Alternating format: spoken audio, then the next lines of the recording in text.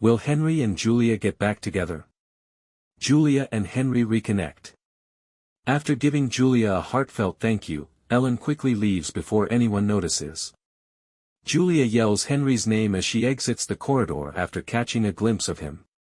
He follows her when she calls, but he doesn't truly trust what he sees. He strokes her cheek while they are alone in a deserted hallway, yet he still feels like he's going crazy. She whispers, "Hope springs eternal," and they share a kiss. About the baby, he inquires. "I gave him the name William," she beams. Brian interrupts the reunion, swiftly determining that the man holding Julia is her husband. That's all well and good, but they have to leave. Henry objects to the notion of leaving his wife so quickly, but she argues that it's the best way to ensure everyone's safety.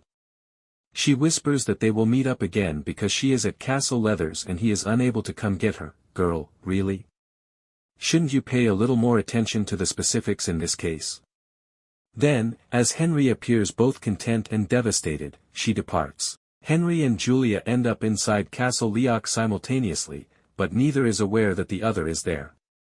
He is standing in a hallway as she swiftly walks by. He believes he sees her, but his PTSD takes over and he has to battle it by squinting his eyes tight and leaning against the wall. Since they are meant to discuss the conditions of the exam, Ned approaches. However, in his extremely stressed state, Henry ends up telling the lawyer that he is attempting to curry favor with Malcolm and that he may be planning to flee that day, and that Ned might be able to assist him. Ned calms him down and says they'll probably have more opportunities to plot his path to freedom. When Julia arrives at Ellen's chamber, she begins applying the elixir, which will tighten Ellen's and nether regions, with the help of a startled Mrs. Fitz. Ellen should ideally just relax after the goo is on her till the drug takes effect or whatever it is meant to accomplish. Here is a link to learn more. Educate yourself. A knock, however, interrupts the ladies. It's Malcolm, who has permission to speak briefly with Ellen outside her chambers and wants her to know that Isaac, not him, requested the examination. He tells her it was Simon Fraser, but she's more curious about who said she wasn't virginal. Will Brian finally stay away from Ellen? Simon Fraser is seen gloating once more at the beginning of the new episode. He makes it apparent that Ellen Mackenzie will face a test of her moral character, and Brian is well aware of what that entails. Knowing that Ellen will be executed if she fails, Brian will not tolerate it and must go to Castle Leoch on her behalf.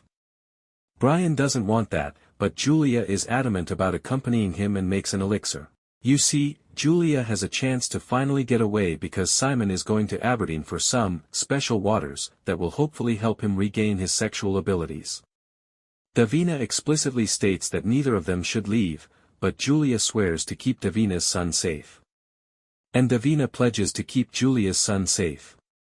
As I've previously stated on ClaireAndJamie.com, I've been looking forward to witnessing this lovely moment of friendship.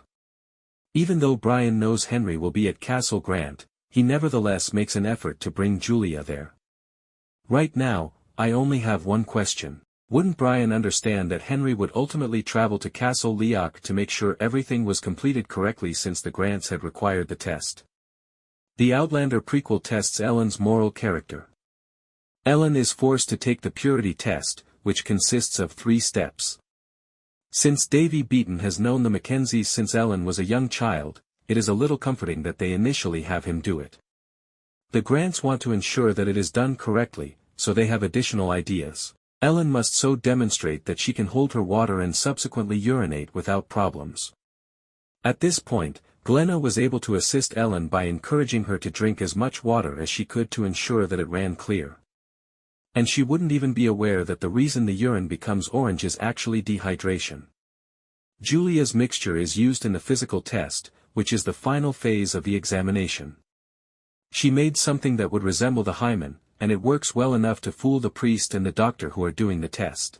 I feel sorry for Ellen since she's not just humiliated but also in a lot of pain. Most of the males, at least, were civil enough to turn away. She and Glenna quickly return to Ellen's room to inform Julia of her passing. Although Glenna understands how they entered and are leaving and stops them so she can, Julia also informs Brian of the good news.